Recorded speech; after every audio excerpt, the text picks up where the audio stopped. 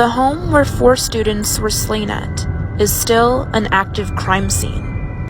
This is why the lights are still turned on exactly how it was found on November 13th. It's an eerie sight, as if it's stuck in time. Here's the road next to the home that leads to the parking lot in the back. The living room has no blinds, and by standing on the road next to the home, you can look right into the living room. The frat house that Ethan and Xana partied at that night can be seen from the home. There's lights still on in the backyard, and here's the view of the parking lot. In the distance, the initials of Sigma Chi, the fraternity, can be seen. Visiting the home at night provides a different perspective. The lights are left on exactly how they were the night of the murders. So Andrew, what did we find out tonight? Okay, so new information. When we were out there at night, the one thing that we did not know prior to this is that the balcony on the 3rd level, underneath it, they have put lights, lights for ambience purposes when they're out there at the fire pit. There's a couch out there and there's lights. It lit up the whole backyard. There is only one spot in that backyard that is dark enough that somebody could have gotten into. And the spot was that window that's missing the screen and had the cinder block underneath it. They said that there was no forced entry into the home. And maybe there was no forced entry into the home, but there definitely was an entry into that home. And I believe it was that bedroom window, not the sliding glass door. And the reason why I say not the sliding glass door is when you look at the video, that sliding glass door is lit up like a Christmas tree. This person, this assailant, is somebody that's delusional and demented. He's probably fantasized about this for some time. And I keep wondering how many times he went to that house to commit that act and chickened out before he finally committed and went inside and did the brutal murders. Sorry, didn't think I'd turn around. I say, hey, it's too late to apologize. It's too late.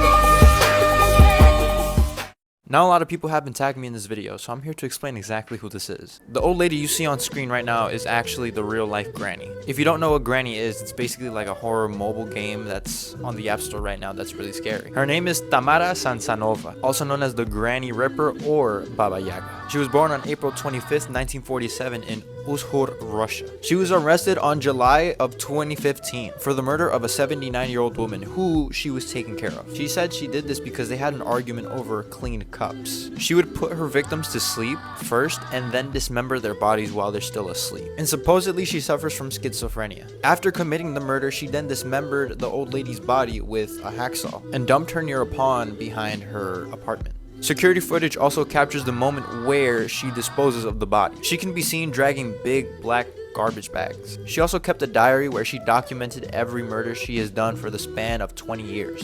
This included the 79-year-old woman, as well as another 44-year-old victim, who she murdered back in 2003, in her apartment, dismembering the body as well as eating some of the body parts. It's also stated by her neighbors that she had been hospitalized for a couple of months. Now, when she was sentenced, she wasn't sentenced to jail, she was sentenced to a psychiatric hospital again, but this time for life. Today she is still serving her sentence and is now 75 years old.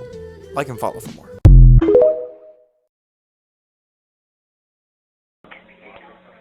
Casey? Mom. Hey, sweetie.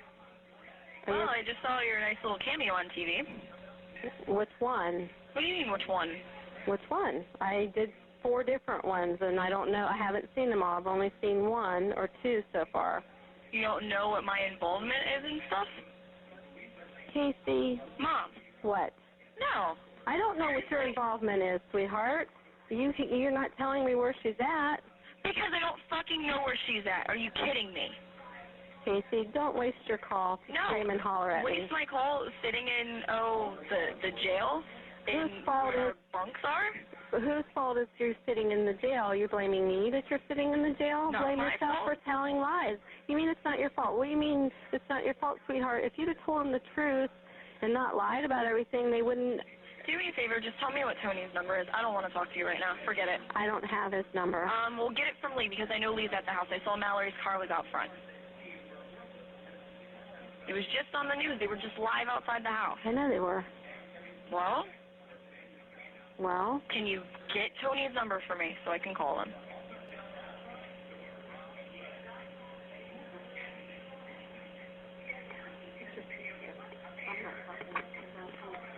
Hey? Hey, can you give me Tony's number? I can do that. I don't know what real good it's going to do you at this point. Well, I'd like to talk to him anyway. Okay. Because I called to talk to my mother, and it's a fucking waste. Oh, by the way, I don't want any of you coming up here when I have my first hearing for bond and everything else. Like, don't even fucking waste your time coming up here. You know, you're making it real tough for anybody to want to try to even assist you with giving you somebody's phone number. You're not even letting me finish. Well, Let's go ahead. You're asking me for Tony's phone number so you can call him, and then you immediately want to start cussing towards me and saying don't even worry about coming up here for all this stuff and trying to cut us out. I'm not trying to cut anybody out. I'm not going around and around with you. You know, that's pretty pointless. I'm not going to put everybody else through the same stuff that you've been putting the police and everybody else through for the last 24 hours and the stuff you've been putting Mom through for the last 4 or 5 weeks. I'm done with that. So you can tell me what's going on. Christina would love to talk to you because she thinks that you will tell her what's going on. Frankly, we're going to find out. Whatever's going on, it's going to be found out. So why not do it now? Save There's yourself nothing to find out. There's absolutely nothing to find out, and that's even what I told the detective. Well, you know, everything I have she's no telling them clue where is a Kaylee lie. is. If I knew where Kaylee was, do you think any of this would be happening? No. Anyway, you only got a couple minutes with us, so I'm not going to let you completely waste it. Here's Christina. She thinks she can get through. No, I want Tony's number. I'm not talking to anybody else. Hello? Hi, I'm glad everybody's at my house. I'll have to call you later. I'll have to call somebody to get your number. Do me a favor, get my brother back because I need Tony's number. Okay, is there anything I can do for you? I'm sitting in jail. There's nothing anybody can do right now. Well, I'm just trying to be... Oh, I know you are, honey. I absolutely know that you are, and I appreciate everything that you're trying to do, but I'd like to call Tony. He's not at my house, is he? No, it's just me and your parents and Lee. Okay, well, can you do me a favor and get my brother back or get the number from him, please? Does Tony have anything to do with Kaylee? No. Nothing. Okay, so why do you want to talk to Tony? You probably don't want to tell me, do you? Huh? You probably don't want to tell me, do you? I didn't hear what you said. I said, does Tony have anything to do with Kaylee? No, Tony had nothing to do with Kaylee. Oh, so why do you want to talk to him?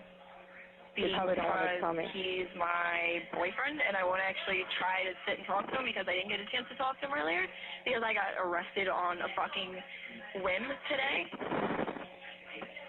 Because they're blaming me for stuff that I never would do, that I didn't do. Okay. Well, I'm on your side, you know that, right? I know that. I just want to talk to Tony, get a little bit of... Casey, you have to tell me if you know anything about Kaylee. Sweetheart, if anything happens to Kaylee, Casey, I'll die. You understand? I'll die. If anything happens to that baby. Oh my God, calling you guys, a waste, huge waste. Honey, I love you. You know I would not let anything happen to my daughter. If I knew where she was, this wouldn't be going on. So how come everybody's saying you're lying? Because nobody's fucking listening to anything that I'm saying. The media completely misconstrued everything that I said. The fucking detectives told them fucking bullshit. They got all of their information from me, yet at the same time, they're twisting stuff. They've already said they're going to pin this on me if they don't find Kaylee. They've already said that. Well, they arrested me because they said that... Yeah, because they said that the person that you dropped Kaylee with doesn't even exist. Because, oh, look, they can't find her in the Florida database. She's not just from Florida. If they would actually listen to anything that I would have said to them, they would have had their lead. They maybe could have tracked her down. They haven't listened to a fucking thing that I've said. Do you know that whoever has Kaylee, nobody's gonna get away with it? One night, we had a losing eyes. Feel so much better now when you're not around. I do it all, I don't think about you at all. Guess tonight I feel so alive, so don't give me a call. You and I, we had a losing eyes. Feel so much better now when you're not around. Dancing more than I have before, and my body's not touching yours. No, I won't feel colder, cause I'm never sober. Living it out, feeling too high. I don't